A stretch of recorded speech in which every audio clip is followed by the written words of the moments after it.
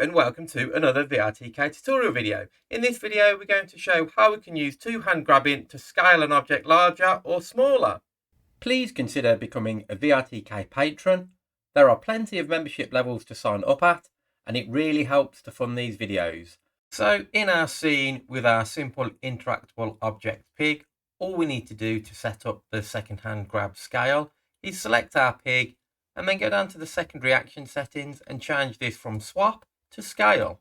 And then we get a couple of options along with scale. We are going to use the calculate by power, so we're just going to tick that. We're not going to go into detail of what that means, but it just gives a neater and more concise scaling function. And that's it, that's all we need to do. Let's jump into the scene and see that working.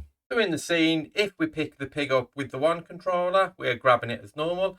And then if I grab it with the other controller and move my hands apart, we can see the pig scales larger. And if I bring my hands closer together, it scales smaller, and we can make it as small as we like or as big as we like.